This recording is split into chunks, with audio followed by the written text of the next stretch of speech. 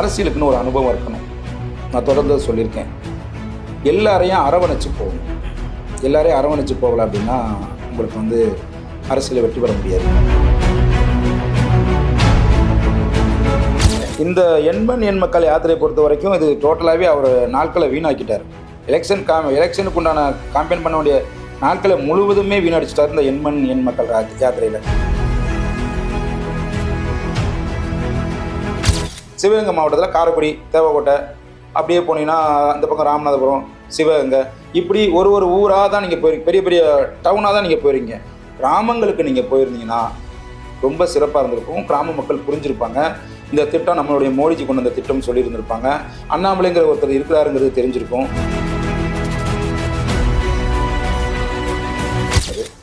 தேர்தல் செலவுக்குன்னு சொல்லி பணம் கொடுப்பாங்க.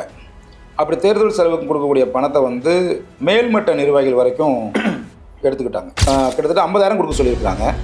இவங்க 5,000 10,000 கொடுத்துட்டு அப்புறம் திருப்பி மறுபடியும் அதிலே 5,000 வந்து ரோட் ஷோ பண்ணணும்னு சொல்லி அதையும் வாங்கிட்டாங்க. இந்த மாதிரி காசு கணக்கு எழுதும் போது 50,000 எழுதிட்டாங்க. அடிக்கிற பொறுப்பாக கூட இருக்கும்போது எப்படி கட்சி வளரும்? அப்போது கட்சிக்குள்ளேயே உள்ளடி வேலை எல்லா வேலையுமே இவங்க பண்ணிட்டதுனால அதுவும் தோல்விக்கு மிகப்பெரிய காரணமாக அமைஞ்சிருச்சு. அண்ணாமலைக்கு மத்திய அரசாங்கம் மத்தியில் இருக்கக்கூடிய பாரதிய ஜனதா கட்சி முழு சலுகையுமே கொடுத்துட்டாங்க. நாடு கசப்புக்காரன் தான் நம்புன்னு சொல்கிறது மாதிரி அண்ணாமலை அவர்கள் முழுக்க கட்சிக்காரங்க உண்மையானவங்க, உண்மையிலே நிற்கிறாங்க, பெரிய பெரிய லீடர்ஸ் எல்லாருமே நம்ம பின்னாடி தான் இருக்கிறாங்க, நமக்கு சப்போர்ட் பண்ணுறாங்கன்னு நினச்சி முருகன் உட்பட அவருக்கு துரோகம் பண்ணதாக தான் எனக்கு தகவல் வருது. என்னென்னா அவங்க வந்து நியமன எம்பி, அவங்க என்றைக்குமே எலெக்ஷன் நிற்க மாட்டாங்க. இன்னைக்கு கூட ஒரு மீம்ஸ் போட்டிருந்தாங்க, இதுக்கு தான் நேரடியாக அரசியல்லையே இதில் எலெக்ஷன் நிற்கிறது இல்லை அப்படின்னு ஒரு மீம்ஸ் கூட போட்டிருந்தாங்க அவங்கள வச்சு.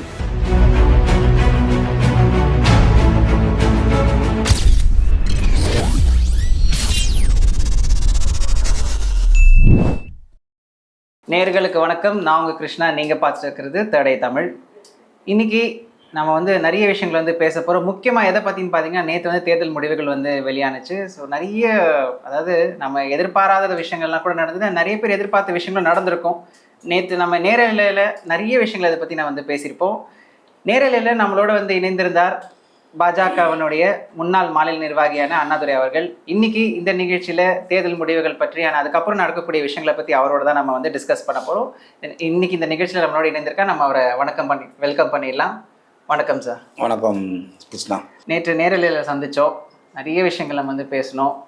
தேர்தல் களத்தை பற்றி, தேர்தல் முடிவுகள் பற்றி, அதை பற்றின யார் எந்தெந்த தொகுதியில் எவ்வளோ வாக்கு சேகரிச்சிருக்காங்க அப்படின்னு சொல்லிட்டு, அந்த வகையில் வந்து இப்போ ஓரளவுக்கு வந்து நம்மளுக்கு முடிவுகள் வந்து தெரிஞ்சிருக்கு. தமிழகத்தில் யாரால் வர முடியுது, மத்தியில் யாரால் வர முடியுது அப்படின்னு சொல்லிட்டு. ஸோ நான் வந்து என்னோட முதல் கேள்வியை என்ன உங்கள்கிட்ட வந்து கேட்க விரும்புகிறேன் அப்படின்னா, இப்போ பாஜகவை எடுத்துப்போம். தமிழகத்தில் இந்த வாட்டி வந்து ரொம்பவே முயற்சி செஞ்சுருக்காங்க. பட் ஆனால் வந்து அவங்களால வந்து அதை வந்து ரீச் பண்ண முடியல. அவங்க வந்து ஒரு படு தோல்வியை வந்து சந்தித்த மாதிரி தான் தெரியும். சந்தித்த மாதிரி இல்லை, சந்திச்சிருக்காங்க.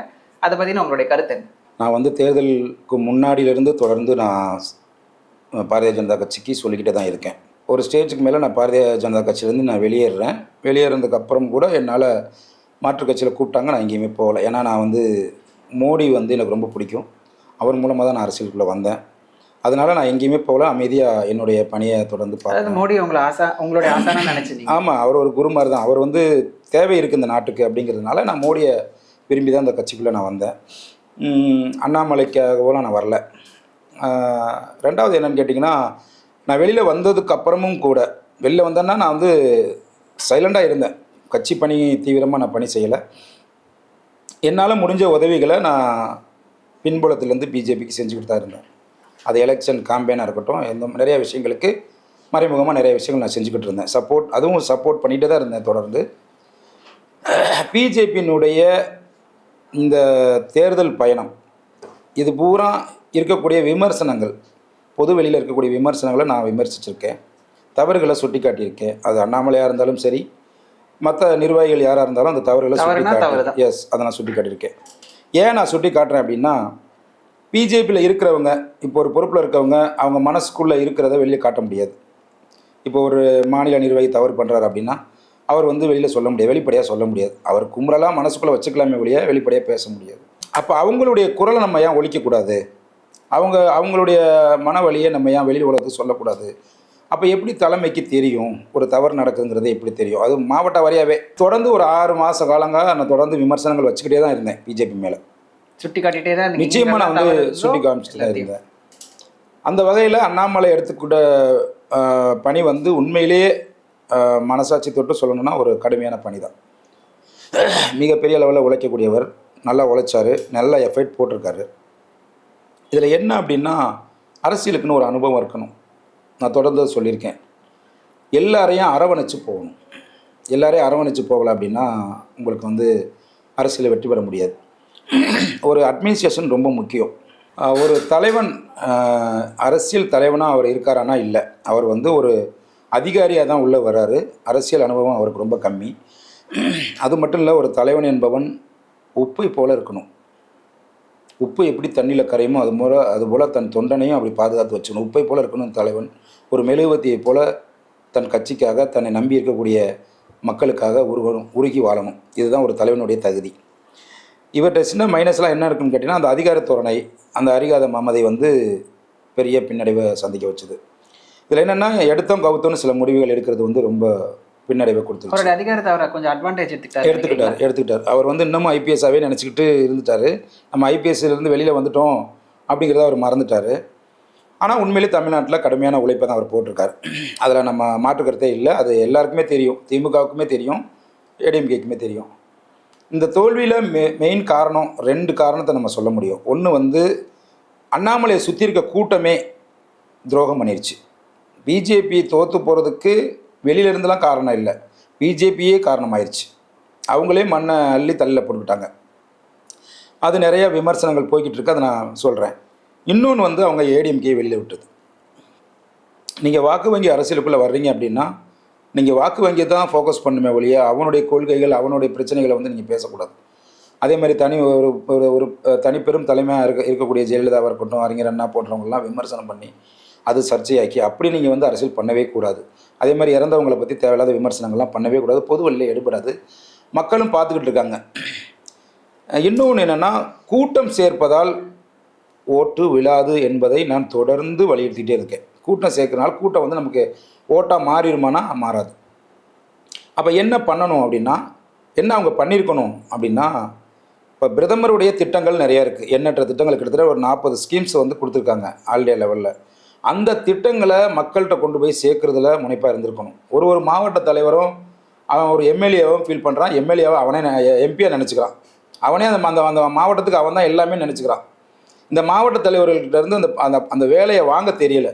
மாவட்ட தலைவர் என்ன பண்ணணும், மற்ற அதில் அணிப்பிரிவு நிறையா இருக்குது, அவங்களை புறம் கூப்பிட்டு ஒரு வீடுகளுக்கும் சென்று திட்டங்களை வந்து கொண்டு போய் சேர்த்துருக்கணும். திட்டங்களை மக்கள்கிட்ட களப்பணியாற்றிருக்கணும். இன்னொன்று சொல்லப்போனால், இப்போ வந்து பிரதமருடைய திட்டமான ஜல்ஜீவன் திட்டம், வீட்டுக்கு வீடு குடிநீர் அது பெரிய லெவலில் ரீச் ஆச்சு, எல்லா கிராமங்களுக்குமே போய் சேர்ந்துருச்சு. அந்த திட்டங்களை பற்றி இது வந்து கொடுத்தது பாரத பிரதமர், இது வந்து மத்திய அரசுடைய திட்டம்ங்கிறது அவங்களுக்கு தெரியாது. அவங்க தமிழ்நாட்டு திட்டம்னு நினச்சிக்கிறாங்க. ஸ்டாலின் தான் முதலமைச்சர் அவர்கள் தமிழக அரசு திட்டம் தான் எல்லாருக்குமே ஃபோக்கஸ் ஆயிடுச்சு. அது இல்லை, இது வந்து முழுக்க மத்திய அரசு பிரதமர் மோடி அவர்களால் கொடுக்கப்பட்ட திட்டம், அதன் மூலமாக தான் நீங்கள் பயனடைஞ்சிருக்குங்கிறத எடுத்து சொல்லணும். அதே மாதிரி ஹெல்த் இன்சூரன்ஸு, அதே மாதிரி விவசாயிக்கு அந்த 6000 வருஷத்துக்கு 6000 பணம் கொடுக்கறது, பிரதமர் வீடு கட்டும் திட்டம், இந்த மாதிரி நிறைய எண்ணற்ற திட்டங்களை இவங்க போய் சொல்லாத விட்டது ஒரு பெரிய ட்ராபேக். ஏன்னா இவங்களுக்கு நம்ம சொல்லும்போது அவன் யார் சொல்கிறது அவங்க நினைக்கலாம். ஆனால் கள நிலவரம் இதுதான் உண்மை. இனிமையாவது வருங்காலங்களில் அவங்க பாடம் கற்றுக்கணும். அவங்க திராவிட கட்சிகளை அவங்க பண்ண குற்றத்தை அந்த சுட்டி காட்டத்திலே தான் முக்கியமாக அவங்க குறியாக இருந்தாங்க. முழுக்க அவர் திமுகவையும் ஏடிஎம்கையும் சீண்டிக்கிட்டே தான் இருந்தார் அண்ணாமலை அவர்கள். உண்மையான களப்பணி அங்கே கொடுக்கல. 2வது பார்த்தீங்கன்னா, அந்த திட்டங்களை வரையறுக்கப்பட்டு அந்த குழு அமைச்சு ஒரு மாவட்ட தலைவர் அந்த ரிப்போர்ட் வந்து தலைவருக்கு அனுப்பிச்சிருக்கணும். ஒரு மாவட்டத்தில் நீங்கள் எந்தெந்த உங்களுடைய தொகுதிக்கு உட்பட்ட பகுதிகளில் எந்தெந்த இடத்துல நீங்கள் ஆய்வு பண்ணியிருக்கீங்க, எவ்வளோ பேர் மக்களை நீங்கள் சந்திச்சிருக்கிறீங்க, என்ன மாதிரியான விஷயங்கள்னு டெய்லி அப்டேட்டை கேட்டு அந்த மாவட்ட தலைவர் வாங்கி மாநில தலைவர் கொடுத்துருக்கணும். இதுதான் வந்து, ஏன்னா லேயராக வச்சுருக்காங்க. அணிப்பிரிவு வச்சுருக்காங்க, அணிப்பிரிவில் மாநில செயலர் வச்சுருக்காங்க, பொதுச் செயலர் வச்சுருக்காங்க, அதுக்கப்புறம் அந்தந்த அணிப்பிரிவுக்கு தலைவர் வச்சுருக்காங்க. ஆமாம், ஒருத்தருக்கு தலைவர் வச்சுருக்காங்க. அப்புறம் அதை தாண்டி மாவட்ட தலைவர் இருக்காங்க. அந்த மாவட்ட தலைவர் அந்த மாவட்டத்தினுடைய மொத்த ரிப்போர்ட்டையும் மாநில தலைமைக்கு அனுப்பியிருக்கணும். மாநில தலைமை அதை வெரிஃபை பண்ணி சரியாக இருக்கான்னு பார்த்துருக்கணும். ஒன்று. இன்னொரு பெரிய மைனஸ் வந்து பூத் கமிட்டி. தொடர்ந்து உள்துறை அமைச்சர் அமித்ஷா அவர்கள் ஒரு தடவையும் மீட்டிங் எடுப்பாங்க. அப்போலாம் ஜூம் மீட்டிங் காணொலி வாயிலாக தொடர்ந்து கட்சி மக்களுக்கு, கட்சி உள்ள நிர்வாகிகளுக்கு தொடர்ந்து மாவட்ட வாரியாக எடுப்பாங்க, மாநில வாரியாக எடுப்பாங்க. அப்படி எடுக்கும்போது அவர் அடிக்கடி சொல்கிறது என்னென்னா, நீங்கள் என்ன வேணாலும் நீங்கள் எலெக்ஷனில் வந்து கேம்பெயின் பண்ணுறதை விட பூத் கமிட்டி ரொம்ப முக்கியம். ஏன்னா பூத் கமிட்டி தான் எலெக்ஷனை தீர்மானிக்கும், ஓட் பேங்கை தீர்மானிக்கும். எல்லா இடத்துலையுமே பூத் கமிட்டி கரெக்டாக அமைக்கணும் அப்படிங்கிறதையும் தொடர்ந்து வலியுறுத்திட்டே வருவார் அமித்ஷா அவர்கள். இவங்க எங்கேயுமே பூத் கமிட்டி அமைக்கவே இல்லை.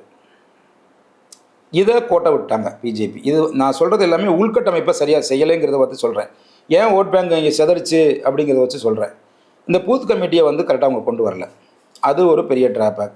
இந்த 2 விஷயம் மெயினான விஷயத்தில் தான் பிஜேபி தோல்வி அடைகிறதுக்கு முக்கியமான காரணம். ஏடிஎம்கே வெளியே போனது, பூத் கமிட்டி அமைக்காதது, பிரதமருடைய திட்டங்கள் முழுக்க முழுக்க மக்கள்கிட்ட போய் சேராதது. அதாவது ஊடகத்து மூலமாக போய் சேர்ந்துருக்கும், நேரடியாக நிர்வாகிகள் மூலமாக போய் சேர்ந்துருக்குமானா சேர்ந்துருக்காது. இப்போ எக்ஸாம்பிளுக்கு நாம் தமிழர் கட்சி எடுத்துகிட்டுன்னு வச்சுங்களேன், அவங்க வந்து வீட்டுக்கு வீடு உட்காந்து பிரச்சாரம் பண்ணுவாங்க, திண்ணை பிரச்சாரம் மாதிரி பண்ணுவாங்க. அவங்களுக்கு பெருசாக ஊடக வெளிச்சம் இருக்காது, பண வசதி இல்லை. அவங்களால எலெக்ஷன் கேம்பெயின் வந்து ஏதோ ஒரு இடத்துல ஒரு மாவட்டத்தில் ஒரு சில இடங்களில் மட்டும்தான் அவங்களால பிரச்சாரம் பண்ண முடியும். எந்த பின்புலமே இல்லாமல் வந்து அரசியல் பணியாற்றுறாங்க. அவங்க எப்படி பிரச்சாரம் யுக்தி பண்ணுவாங்கன்னா, வீட்டுக்கு வீடு உட்காந்து, அந்த தெருவில் உட்காந்து திண்ணை பிரச்சாரம் மாதிரி பண்ணி மக்களோட மக்களாக சேர்ந்து அவங்களுடைய திட்டங்களை எப்படி பண்ண போகிறோங்கிறதான் சொல்லி வாக்கு கேட்டு வருவாங்க. அந்த மாதிரி இவங்க ஒரு ட்ரெண்டை அவங்க கொண்டுட்டு போயிருந்தாங்கன்னா ஓரளவுக்கு மக்கள்கிட்ட போய் ரீச் ஆகிடுச்சு. இவங்க முழுக்க முழுக்க ஊடக பிம்பத்தையே நம்புகிறாங்க. ஊடகம்னு எப்போ ஒரு நாளைக்கு 20 தடவை ஊடகத்தை சந்திக்கிறார் அண்ணாமலை. ஒரு தடவையாவது மக்களை சந்திக்கிறாரா? ஒரு தடவையாவது போய் அந்த ஒரு கிராமத்துக்குள்ளே போய் அந்த கிராமத்தினுடைய தலைவரை கூப்பிட்டு அங்கே என்னென்ன நடந்திருக்கு, என்னென்ன தேவை இருக்குது, என்னென்ன நம்மளுடைய பாரத பிரதமருடைய திட்டங்கள் போயிருக்கு அப்படின்னு அண்ணாமலை செஞ்சுருந்தா நல்லா இருந்திருக்கும். இப்போது நடைப்பயணம் கூட இப்போ போனால் நான் கேட்க, அண்ணாமலை யாத்திரை எண்மண் எண் மக்கள்னு சொல்லிட்டு நடைப்பயணம் பண்ணாரு, பல கிராமங்களுக்கு போய் அடைஞ்சாரு. ஆனால் பார்த்தீங்கன்னா வந்துட்டு எந்த விதத்துலையும் அது வந்து அவருக்கு வந்து ஒரு யூஸ் இருந்த மாதிரியே தெரியாமல் போயிடுச்சு. இல்லை, இந்த எண்மண் எண் மக்கள் யாத்திரையை பொறுத்த வரைக்கும் இது டோட்டலாகவே அவர் நாட்களை வீணாக்கிட்டார். எலெக்ஷனுக்கு உண்டான காம்பெயின் பண்ண வேண்டிய நாட்களை முழுவதுமே வீணடிச்சிட்டார் இந்த எண் மக்கள் யாத்திரையில். அந்த கோயம்புத்தூர் தொகுதியிலே அவர் அதிகமாக பிரச்சாரம் பண்ண மாதிரி தெரியல. இல்லை, என்ன காரணம், இவங்க வந்து தமிழ்நாடு பூரா போய் சுற்றுப்பயணங்கிற பேரில் இவங்க மெயின்லேயே வந்து ஒரு சிட்டியில் வந்து கவர் பண்ணிட்டு போயிடுறாங்க. இங்கே ஓட்டை நிர்ணயிக்கிறது, ஓட்டை வந்து பிரித்து கொடுக்கறது, உங்களை வெற்றிக்கு வழிவகுக்கிறது முழுக்க முழுக்க கிராமப்புறங்கள் தான். இப்போ ஈரோடு எடுத்துக்கிட்டிங்கன்னா ஈரோட்லேயே மீட்டிங் போடக்கூடாது. அந்த ஈரோட்டில் இருந்து எத்தனை கிராமங்கள் இருக்குங்கிறத ஒரு திட்டம் வந்து அவங்க வகுத்திருக்கணும். அந்த கிராமங்களுக்கு தான் அவர் போயிருக்கணுமே ஒழிய மெயின் ரோடு, பஸ் ஸ்டாண்டு, எங்கெங்கே மக்களை கூடக்கூடிய இடமா பார்த்து அவங்க போயிட்டாங்க. ஒரு கிராமங்களையும் திட்டமிடல் பண்ணி இன்றைக்கி 10 கிராமத்துக்கு அண்ணாமலை வர்றாருன்னா அந்த கிராம மக்கள் சந்தோஷப்பட்டிருப்பாங்க. அந்த கிராம மக்களுக்கு புரிஞ்சிருக்கும் திட்டங்கள் எடுத்து சொல்கிறதுக்கு. அண்ணாமலையோட நடைப்பயணம் முழுக்க முழுக்க தவறானது. அந்த யூகம் நடைப்பயணம் சரி, அந்த யூகம் தப்பு, தவறான யூகத்தின தொகுதிக்கு போகிறோன்னு தன தொகுதியில் எங்கே போனீங்க? நீங்கள் எல்லாமே சிட்டியை தான் சொல்லியிருப்பீங்க. இப்போ எடுத்துக்கிட்டிங்கன்னா சிவகங்கை மாவட்டத்தில் காரைக்குடி, தேவக்கோட்டை, அப்படியே போனீங்கன்னா அந்த பக்கம் ராமநாதபுரம், சிவகங்கை, இப்படி ஒரு ஊராக தான் நீங்கள் பெரிய பெரிய டவுனாக தான் நீங்கள் போயிருங்க. கிராமங்களுக்கு நீங்கள் போயிருந்தீங்கன்னா ரொம்ப சிறப்பாக இருந்திருக்கும். கிராம மக்கள் புரிஞ்சிருப்பாங்க. இந்த திட்டம் நம்மளுடைய மோடிஜி கொண்டு வந்த திட்டம் சொல்லியிருந்திருப்பாங்க. அண்ணாமலைங்கிற ஒருத்தர் இருக்கிறாருங்கிறது தெரிஞ்சிருக்கும். அவங்க ஊடகத்தை நம்பியே தான் ஓரளவுக்கு தெரிஞ்சிருக்கு. இந்த விஷயமும் பிஜேபிக்கு ஒரு தோல்வி அடைஞ்சிருச்சு. இதுவும் ஒரு காரணமாக தான் நான் சொல்ல வேண்டியிருக்கு. இன்னொரு முக்கியமான விஷயம் என்னன்னா, கட்சிக்குள்ளே அதாவது பணம் கொடுக்குறாங்க இல்லையா, அது அவங்களுக்குள்ளேயே கையாண்டப்பட்டதா, அதாவது அவங்களுக்குள்ளேயே துரோகம் பண்ணப்பட்டதா கூட கருத்துக்கள் வருது. அது எந்த அளவுக்கு உண்மை? இல்லை, கட்சி வந்து மக்களுக்கு பணம் கொடுக்கல. மற்ற கட்சி மாதிரி வாக்காளர்களுக்கு பணம் பிஜேபி கொடுக்காது. தேர்தல் செலவுக்குன்னு சொல்லி பணம் கொடுப்பாங்க. அப்படி தேர்தல் செலவுக்கு கொடுக்கக்கூடிய பணத்தை வந்து மேல்மட்ட நிர்வாகிகள் வரைக்கும் எடுத்துக்கிட்டாங்க. கீழே வந்து அதாவது நான் சொன்ன பூத் கமிட்டி இருக்கிறவங்களுக்குலாம் வந்து அவங்க சொந்த காசை போட்டு தான் வருவாங்க. அந்த பூத் கமிட்டி ஒரு சாப்பாடு கூட இவங்க வாங்கி கொடுக்க மாட்டாங்க. இவங்களே தான் சொந்த காசை சாப்பிடுவாங்க.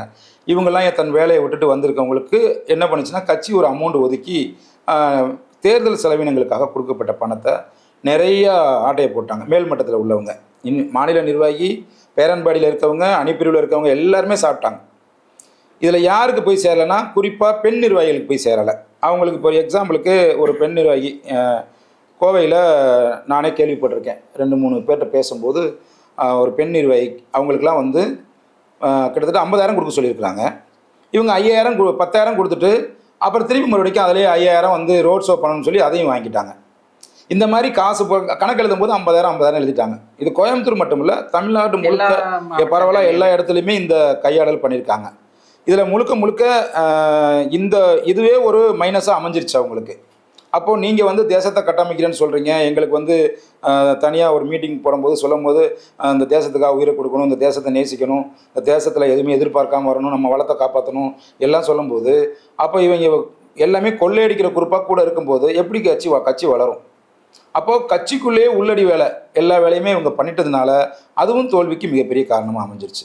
இது எல்லாமே மாநில தலைவர் அவர்கள் முழுக்க முழுக்க மறுபரிசீலனை செஞ்சு இவங்க எல்லாரையுமே அதிரடியாக கட்சியை விட்டு நீக்கினா மட்டும்தான். களை எடுக்கலைன்னா திருப்பி மறுபடிக்கும் அது புற்றுநோய் மாதிரி பரவிட்டு தான் இருக்கும். ஏன்னா இந்த தடவை இந்த எலெக்ஷனில் தான் தமிழ்நாட்டு வரலாற்றிலேயே பிஜேபியில் நிறையா சம்பாரிச்சிருக்காங்க. அதில் மேல்மட்ட லெவலில் வரைக்கும் சொல்கிறாங்க. அது மட்டும் இல்லாமல் அண்ணாமலையை சுற்றி இருந்த பெரிய பெரிய லீடர்கள் எல்லாருமே வந்து அண்ணாமலை காலி பண்ணுங்கிறது ரொம்ப தெளிவாகவே இருந்தாங்க. சைலண்ட் கில்லர் மாதிரி இருந்திருக்காங்க. குறிப்பாக எல்லாருமே மேல்மட்டத்தில் இப்போ எக்ஸாம்பிளுக்கு பார்த்தீங்கன்னா வானதி சீனிவாசன் தொகுதியில் பார்த்தீங்கன்னா அண்ணாமலைக்கு திமுகவுக்கு 150 ஓட்டு விழுவுது, ஏடிஎம்கேக்கு 45 ஓட்டு விழுவுது, அண்ணாமலைக்கு 1 ஓட்டு தான் விழுவுது. யார்? வானதி அக்காவுடைய தொகுதியில் அவங்க ஜெயிச்ச தொகுதியிலேயே. அப்போ இது எவ்வளோ பெரிய வேலை சதித்திட்டம் நடந்திருக்குன்னு கொஞ்சம் பாருங்கள். அண்ணாமலையை வந்து யாருக்குமே கட்சியில் பிடிக்கல, அவருடைய வளர்ச்சி பிடிக்கல. ஏன்னா அவர் வந்து புதுசுன்றனால புதுசுங்கிறத விட அண்ணாமலைக்கு மத்திய அரசாங்கம் மத்தியில் இருக்கக்கூடிய பாரதிய ஜனதா கட்சி முழு சலுகையுமே கொடுத்துட்டாங்க, முழு அதிகாரத்தையுமே கொடுத்துட்டாங்க. யாரை வேணாலும் வச்சுக்கலாம், வேணாங்கிறவங்க தூக்கலாம் அப்படிங்கிற மாதிரி. அது வந்து இவங்க நிறையா போய் இப்போ முறையிட்டாலும் கூட பிஜேபியில் உள்ள மாநில நிர்வாகிகள் முறையிட்டாலும் யாருமே அங்கே எடுபடலை. அதனால் அண்ணாமலையை மாற்ற முடியாது அப்படிங்கிறதுல கரெக்டாக ஸ்டாண்டில் இருந்துட்டாங்க. அதுக்கப்புறம் வந்து இந்த உள்ளடி வேலை முழுக்க எல்லா மாவட்டங்கள்லையுமே எல்லா தொகுதிகள்லையுமே அண்ணாமலைக்கு அகேன்ஸ்டாகவே வேலை செஞ்சுருக்காங்க. அண்ணாமலைக்கு தெரியாமல் அண்ணாமலை எல்லாருமே நம்பிட்டார். அதை விமர்சனமாகவும் சொல்லக்கூடாது, ஆடு கசப்புக்காரன் தான் நம்புன்னு சொல்கிறது மாதிரி அண்ணாமலை அவர்கள் முழுக்க கட்சிக்காரங்க உண்மையானவங்க, உண்மையிலே நிற்கிறாங்க, பெரிய பெரிய லீடர்ஸ் எல்லாருமே நம்ம பின்னாடி தான் இருக்கிறாங்க, நமக்கு சப்போர்ட் பண்ணுறாங்கன்னு நினச்சி முருகன் உட்பட அவருக்கு துரோகம் பண்ணதாக தான் எனக்கு தகவல் வருது. அப்போ அண்ணாமலையை ஃபோக்கஸ் பண்ணி போய்கிட்டு இருக்க நேரத்தில் அண்ணாமலை மட்டுமே தனியாக ஃபோக்கஸ் பண்ணுறாங்களேங்கிறதுல இவங்களுக்கு ஒரு பெரிய காழ்ப்புணர்ச்சி இருக்குது. இவங்களுமே வந்து தோக்க வைக்கிறதுக்கு பெரிய காரணமாக அமைச்சிட்டு. அதனால் அண்ணாமலை வந்து நம்பிட்டார் எல்லாரையும். இனிமே தான் அண்ணாமலைக்கு புரியும். இனி வரும் காலங்கள்லையாவது இந்த தவறுகள் நடக்காமல் யாரை வெளியே எடுக்கணுமோ இம்மிடியட்டாக வெளியே எடுத்து கட்சிக்கு புதுரத்தம் பாய்ச்சினால் ஒழிய கட்சி இனிமேல் வளரும். 2026 நோக்கி பயணிக்க முடியும், முதலமைச்சர் கேண்டிடேட் நோக்கி பயணிக்க முடியும். இல்லைன்னா திரும்பவும் நம்ம 2026 டெபாசிட் இழக்க வேண்டிய சூழ்நிலையை எதிர்க்கட்சியினர், அதாவது ஆளுங்கட்சியும் சரி, இவங்க வந்து உருவாக்கிடுவாங்க. இல்லைன்னா ராகுல் காந்தி சொன்ன மாதிரி கண்டிப்பாக அவங்களால இங்கே வந்து தமிழ் பீப்புள் வந்து ரூல் பண்ணவே முடியாத அளவுக்கு ஆயிடும், நிச்சயம் ஆயிடும். இப்போ தமிழிசை சவுந்தரராஜன் அவங்களுமே பார்த்தீங்கன்னா ரொம்பவே ஆர்வமாக இந்த களத்தில் இறங்கி மக்களாக பயணித்து ரொம்பவே நல்லாவே பிரச்சாரம் பண்ணாங்க. அதாவது தன்னுடைய சொந்த இதில் முடிவு பண்ணி 2 கவர்னர் அந்த பதவியை விட்டு நான் வந்து மக்கள் பணியில் வந்து இறங்குறேன்னு சொல்லிட்டு வந்திருந்தாங்க. ஸோ இப்போ அவங்க தோல்வி அடைஞ்சிட்டாங்க தமிழிசை தங்கபாண்டியன் கிட்ட. மீண்டும் அவங்களுக்கு அந்த பதவி கிடைக்குமா இல்லை எப்படி? இல்லை, தமிழிசை அக்காவுக்கு கொடுத்தது வந்து அவங்க ஏற்கனவே கட்சியில் நிறையா பாடுபட்டாங்க, கட்சிக்கு நிறைய அவமானங்களை சுமந்தாங்க. கட்சியை தமிழ்நாட்டில் பிஜேபியை வளர்த்ததில் அவங்களுக்கு ஒரு பெரிய பங்கு இருக்குது. அதனுடைய நன்றி கடனாக தான் வந்து பிஜேபி அந்த கவர்னர் பதவி கொடுத்தாங்க. அது அவங்களுடைய லக்கு. இன்னொரு தெலுங்கானாவும் தேவைப்படுற மாதிரி ஆச்சு. 2 மாநிலங்களுமே கொடுத்தாங்க. நீங்கள் மக்கள் சேவை செய்யணும்னு நினச்சிங்கன்னா நீங்கள் அங்கேருந்து கூட செய்ய முடியும். ஆனால் இது என்ன பெருசாக தடுக்கும் அப்படின்னா, கான்ஸ்டியூஷனில் வந்து அவங்க நேரடியாக மக்கள் சேவைகள் செய்ய முடியாது. கவர்னர் வந்து அந்த மாநிலத்தினுடைய என்ன அஜெண்டா முதலமைச்சர் சைட்லேருந்தோ இல்லை அங்கேருந்து மாநில நலனுக்காக வரக்கூடிய ஃபைல் கோப்புகளுக்கு கையெழுத்து போகிறதோட அவங்க வேலை முடிஞ்சிருக்கு. மற்றபடி மக்கள்கிட்ட நேரடியாக அரசியல் செய்ய முடியாது. இவங்க வந்து அப்பையிலேருந்தே அரசியலில் மக்களாக நேரடியாகவே சந்தித்து இருந்ததுனால அவங்க அதிலேருந்து மீண்டு வரலை. நம்மளை ஒரு தனிமைப்படுத்திட்டாங்களோ, ஒரு கவர்னர் பதவியை கொடுத்து நம்மளை சுற்றி ஒரு புரோட்டோக்கால் கொடுத்து ஒரு மக்களை கூட டக்குன்னு சந்திக்க முடியாத ஒரு இயல்பான தலைவர். இவங்க இயல்பாக மக்களை போய் சந்திக்கணும்னு நினைக்கக்கூடிய ஒரு லீடரு. அப்படிங்கிற மாதிரி அவங்க 4-5 வருஷமாக ஃபீல் பண்ணிட்டே இருந்திருக்கிறாங்க. இந்த சூழ்நிலையில் வந்து தென் சென்னை வந்து கொஞ்சம் ஆப்போசிட், அதாவது டிஎம்கேலாம் கொஞ்சம் வீக்காக இருக்குதுன்னு அவங்கள என்ன பண்ணிட்டாங்க நினச்சி இங்கே ரிப்போர்ட்டை வந்து கொடுத்துருக்காங்க. ஆக்சுவலாக வந்து என்னென்னா தென் சென்னையில் வந்து நிர்மலா சீதாராமன் தான் நிற்கிற மாதிரி இருந்தது. அவங்களுக்கு தான் சட்டசபையில பயங்கரமா பேசின மாதிரி நம்ம சட்டசபையில் பார்லிமெண்ட்டில் பேசுவாங்க. என்னன்னா அவங்க வந்து நியமன எம்பி, அவங்க என்றைக்குமே எலெக்ஷன் நிற்க மாட்டாங்க. இன்னைக்கு கூட ஒரு மீம்ஸ் போட்டிருந்தாங்க, இதுக்கு தான் நான் நேரடியாக அரசியல்லையே இதில் எலெக்ஷன் நிற்கிறது இல்லை அப்படின்னு ஒரு மீம்ஸ் கூட போட்டிருந்தாங்க அவங்கள வச்சு. ஆக்சுவலாக அந்த தொகுதி வந்து நிர்மலா சீதாராமன் அவர்கள் தான் ஒதுக்க வேண்டியதாக இருந்தது, தென் சென்னை. அவங்க வந்து தேர்தல் அரசியலில் உள்ள வரமாட்டாங்கங்கிறதுனால என்ன பண்ணிட்டாங்க, அது யாருக்கு கொடுக்கலான்னு ஒரு பேச்சு போய்கிட்டு இருந்தது. அப்போ வந்து தமிழிசை அக்கா வந்து இவங்க என்ன பண்ணிட்டாங்க, தென் சென்னை மாவட்ட தலைவர் காளிதாஸ் அவர்கள் வந்து அக்காவுக்கு ரொம்ப நெருக்கம். அதே மாதிரி அங்கே நிறைய இருக்குது முக்கியமானவங்க தென் சென்னையில் இருந்து அக்காவுக்கு ரொம்ப நெருக்கம். ரெண்டாவது அவங்களுடைய வீடும் சாலி கிராமத்தில் இருக்குது, அவங்களும் தென் சென்னை சார்ந்தவங்கிறதுனால அவங்க என்ன பண்ணுறாங்க, இவங்க போய் அக்கா கிட்ட போய் பேசுகிறாங்க. இந்த மாதிரி தென் சென்னையில் வந்து நம்ம கண்டிப்பாக நின்று ஜெயிச்சிட முடியும் அப்படின்னு சொல்லும்போது, இந்த இவங்களுக்கு 2 மாநிலங்கள் கொடுத்த அந்த கவர்னர் பதவியை தூக்கி போட்டு அவங்க அரசியலுக்குள்ளே வர்றாங்க, திரும்பவும் தேர்தல் அரசியலுக்குள்ளே வர்றாங்க. எனக்கு தெரியுது கண்டிப்பாக அவங்க ஜெயிக்க முடியாது. ஏன்னா இங்கே கள நிலவரம் சரியில்லை. இப்போ வந்து இந்த நான் சொன்ன அந்த ஏடிஎம்கே பிஜேபி மட்டும் ஒன்றா இருந்திருந்தால் ஒரு 20-25 சீட்டை இவங்க காலி பண்ணியிருப்பாங்க, இவங்க எடுத்திருப்பாங்க. திமுகவுக்கு ஒரு 20 சீட்டு கம்மியாக இருந்திருக்கும். அந்த தொகுதி அந்த அந்த அதை வந்து யாருமே அனலைஸ் பண்ணவே இல்லை. எல்லாருமே போட்டிட்டு எல்லாருமே நல்ல ஓட் பேங்க் வாங்கியிருக்காங்க. மைனஸ் எங்கே போயிடுச்சு அப்படின்னா, அந்த கள நிலவரத்தில் இவங்களுக்கு இப்போ திமுகவுக்கு ஓட்டு போகுதுங்கிறத அவங்க கணிக்காமல் விட்டுட்டாங்க. இந்த 2 பேரும் பிரியும் போது இந்த ஓட்டு புறம் எங்கே போகும், திமுகவுக்கு சாதகமாக அமைஞ்சிரும் அப்படிங்கிறத வந்து கணிக்காமல் விட்டுட்டாங்க. அதனுடைய விளைவு தான் இவங்க 2வது இடத்துக்கு வந்தாங்க. இல்லைன்னா அவங்களும் வெற்றி பெற்றுக்கலாம், ஒன்றும் ரொம்ப டெபாசிட் இழந்தெல்லாம் வந்து நிற்கலை. ஆனால் இவங்க எனக்கு தெரிஞ்சு இவங்க இதை தேவையில்லாத வேலையோ, தமிழிசை அக்காவுக்கு ஒரு நல்ல கௌரவமான பொறுப்பு கொடுத்துருந்தாங்க, அதையே அவங்க ஃபாலோ பண்ணியிருக்கலாமோன்னு தோணுது. மக்களை பற்றி இவங்களுக்கு என்ன தெரியாமல் இருக்காங்கன்னு தெரியல. தமிழ்நாட்டில் கிட்டத்தட்ட 250 கோயில்களுக்கு மேலே திராவிட முன்னேற்ற கழக அரசாங்கம் இடித்தாங்க. கேட்டால் நீதிமன்றத்தின் உத்தரப்படி இடிக்கிறேன்னு சொல்லி நிறையா இடித்தாங்க. அப்போலாம் இவங்களுக்கு உணர்வு வரல, இந்த இந்துக்களுக்கு உணர்வு வராது, பெரும்பான்மை சமூகத்துக்கு வராது. காரணம் என்னென்னா, அப்படி வந்துருந்துச்சுன்னா இப்போ இந்த இதில் கூட திருப்பி ஓட்டு போட்டிருக்க மாட்டாங்க. அப்போது நீங்கள் மக்கள் மனநிலைமை புரிஞ்சிக்காமல் நீங்கள் வந்து ஜெயிச்சிடலாங்கிறது நினைக்கிறது ரொம்ப கேள்விக்குரியதாக இருக்குது. ஸோ இங்கே வந்து கட்சி பலப்படுத்தப்படலை, கட்சியினுடைய அடிப்படை கட்டமைப்பு இங்கே கொடுக்காதனுடைய விளைவினால தான் இவ்வளவு தோல்வி. 2வது தமிழிசை அக்காவுக்கு திருப்பி பதவி கொடுப்பாங்கன்னா எனக்கு தெரிஞ்சு கொடுக்க மாட்டாங்க. இப்போ பொதுவாக என்ன இப்போ டெல்லியிலேருந்து என்ன பேசுவாங்கன்னா, உங்களுக்கு வாய்ப்பு கொடுத்தோம் எலெக்ஷனுக்கு நிற்கிறதுக்கு, நீங்கள் ஜெயிச்சுட்டு வந்தால் உங்களுக்கு ஒரு மினிஸ்டரோ இல்லை கொடுக்கலாம், நீங்கள் தோற்றுட்டு ஒரு உதவியும் வரும்போது நாங்கள் எதுவும் பண்ண முடியாது அப்படிங்கிறத தான் அவங்க பார்ப்பாங்க. 2வது என்னென்னா, அந்த தடவை வந்து தமிழ்நாட்டை ஃபோக்கஸ் பண்ணவே மாட்டாங்க. 5 வருஷம் தமிழ்நாட்டை திரும்பி கூட பார்க்க மாட்டாங்க. இப்போ எலெக்ஷனுக்கு 10 தடவை வந்தார்ல மோடி, இனிமேல் வருஷத்துக்கு ஒரு தடவை வரதே பெரிய விஷயமா இருக்கும்.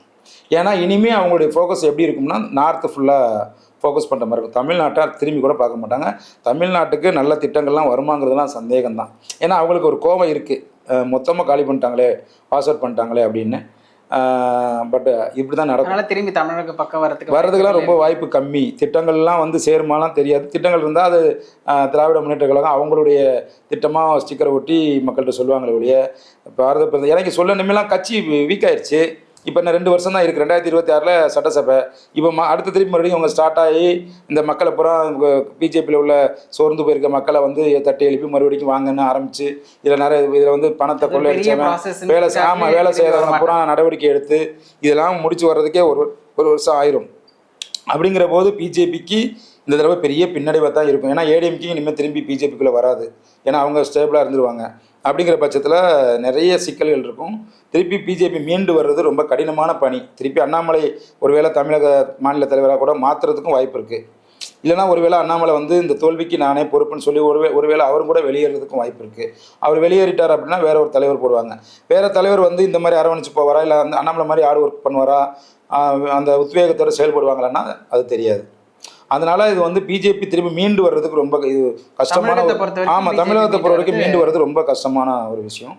இப்போ அந்த மத்தியில் வந்து ஒருவேளை சந்திரபாபு நாயுடோ இல்லை நிதிஷ்குமாரோ ட்ராவல் ஆகிட்டு இருக்கும்போது கூட்டணியில் ஒரு 6 மாதத்துலையோ இல்லை 1 வருஷத்துலையோ யாராவது ஒருத்தங்க பின்வாங்குற மாதிரியோ இல்லை கலந்துக்கிற மாதிரி ஒரு சூழல் வருது அப்படின்னா, ஒருவேளை அப்போ திமுகவை கூட இவங்க கூப்பிட்றதுக்கு வாய்ப்பு இருக்குது. இப்போ ஏடிஎம்கே இப்போ அதை பற்றி இந்த தோல்வி பற்றி அவங்க கவலைப்பட மாட்டாங்க. காரணம் என்னென்னா, அவங்களுடைய ஃபோக்கஸ் வந்து 2026 அதை நோக்கி தான் அவங்க சட்டசபை நோக்கி தான் அவங்க பயணிக்கிறாங்க. அதனால் இந்த தடவை நம்ம தோத்தாலும் பரவாயில்லைங்கிறது அவங்க மன ரீதியாகவே அவங்க தெளிவாயிட்டாங்க. உத்தரப்பிரதேசத்தில் கூட அயோத்தி கோயில் கட்டினதில் அந்த பர்டிகுலர் தொகுதி கூட தோற்று போனதெல்லாம் கூட ஒரு எதிர்கட்சிக்கோ நம்ம உலகளாவிய மக்களுக்கு ஒரு பெரிய பின்னடைவாக தான் எல்லாருமே பார்க்குறாங்க. ஊபிலலாம் பெரிய பின்னடைவு பிஜேபிக்கு. அப்போ ராமர் கோயில், இந்த கோயில்களை வச்சு மதங்களை வச்சு இனிமேல் விமர்சனம் பண்ண முடியாதுங்கிறதுல இனிமையாவது அவங்க உணரணும்னு தான் எல்லாருமே எதிர்பார்க்குறாங்க. அணிப்பிரிவினுடைய மாநில தலைவர் வேலை என்ன? ஒரு மண்ணாங்கடி கிடையாது. சும்மா பிச்சுங்கடை அடித்து வச்சுக்கிட்டு நான் வந்து மாநில தலைவர் இதே பிலிம் கட்டிகிட்டு இருக்கலாம் கட்சியில் எடுபடாது. வேலை பார்க்கணும், வேலை வாங்கணும். நானே சொல்லியிருக்கேன், வர்த்தக பிரிவில் நான் இருக்கும்போது, மாநில செயலர் இருக்கும்போது, வர்த்தக பிரிவில் மாதத்துக்கு உனக்கு 5 கோடி ரூபா தரேன். இது எல்லாம் நீங்கள் சரியாக இருந்தீங்கன்னா அவங்களுக்கு பிடிக்கல. நான் அதை பற்றி கவலையும் படலை. அப்போ ஒரு தடவை நீங்கள் தோற்று தான் போக முடியும், ஜெயிக்க முடியாது.